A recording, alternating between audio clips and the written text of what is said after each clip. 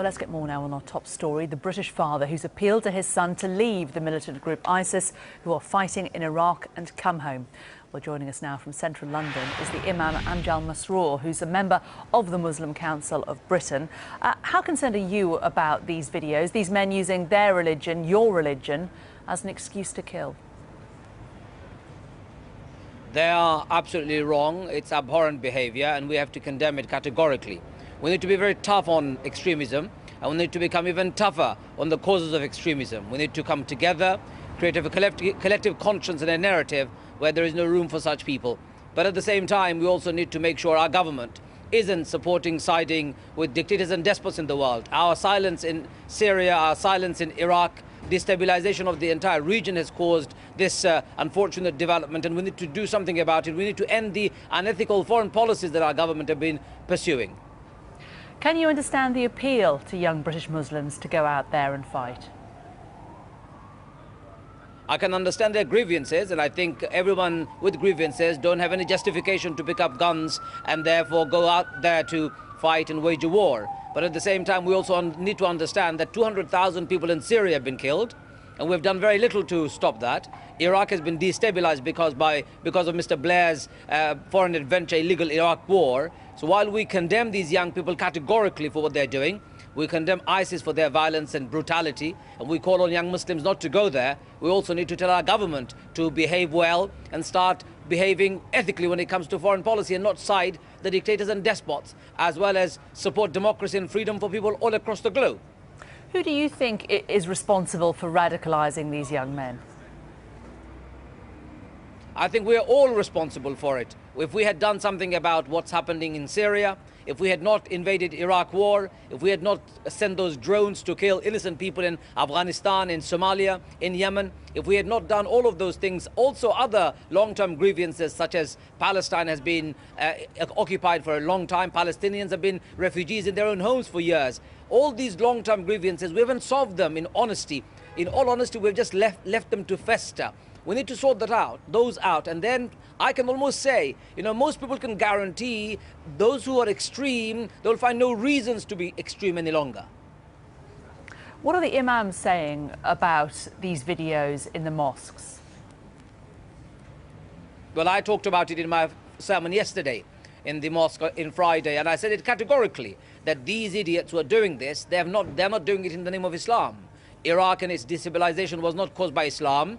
Syrian war wasn't caused by Islam. Palestine and the occupation of Palestine wasn't caused by Islam. Somali crisis wasn't caused by Islam. It's been unfortunate terrorist extreme development, but also fueled by unethical foreign policy. So we are very categorical. It's nothing to do with Islam. And Islam has no room for terrorism or extremism. We need to be collective. We need to be robust and firm and say, not in our name and not in our religion. You say it's not been caused by Islam, but clearly these young men think that Islam is part of the solution. They're very clearly tying their presence there to their religion, aren't they? If you read an article written by a former extremist who is now working for the MI5, the intelligence agencies, he said his own background and background of many of these young people indicate one thing, that they come from a very broken background. They come from criminality, abusive background. What we need to understand is they don't represent Islam. In fact, they don't even understand Islam, to be honest with you. Islam is a religion of peace and tolerance. It's about establishing justice across the globe. It's about global conscience to protect our environment and our world. These people don't represent any of that. So therefore, it's nothing to do with Islam. It's to do with their misunderstood, misguided, bigoted ideas of politics, and that's all. You say it's nothing to do with Islam, but time and time again, whenever we see these videos, they are using Islamic slogans, they are using their religion. How do you feel about the fact that your religion has essentially been hijacked in this way? I think we can equate the same with the BNP and EDL hijacking British flag. Does it desecrate the flag itself? Do we all abandon the flag and say it's been taken over and therefore it's the fault of the entire British people? No, it isn't. There are people who are hijacking Islam. I feel very upset about it. Most Muslims do. We cannot do anything about it. But what we can do is create responsible journalism For example, your reporting and reporting by the media, we have to become objective in it. If we make an association with Islam, when people think about Islam, they think of terrorism. And this association, subliminal message, is causing a lot of trouble for Muslims. It's also angering lots of young Muslims, and it's also pushing them over. And I believe we need to become responsible. We need to disconnect and dissociate the religion from those extremists, and we need to reclaim the moderate, the middle ground of peaceful religion called Islam. The difficulty for journalists is, of course, that it's the extremists who are linking themselves to religion. It's not the journalists adding those dots, is it? No, I think journalists have to take their own responsibility. It's about time. We had a Saudi girl only murdered the other day in the streets of Colchester because she was wearing a headscarf and an abaya, an overgown. Who made the association? Who inspired that man who murdered her?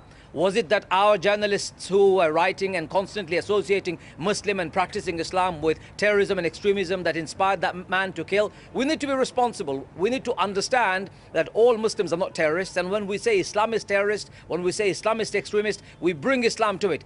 Leave Islam out of it completely. They're terrorists, they're extremists, they're criminals, and call them that. They have nothing to do with Islam. Islam is my religion, a religion of 1 billion people in the world, and we all believe in peace and justice for everybody across the globe, just like everybody else does. OK, Imam Amjad Masroor, we will leave it there. And we should say, of course, that the police in Colchester have not said that that lady's religion was a reason for her being attacked in Colchester. They do not know why she was stabbed.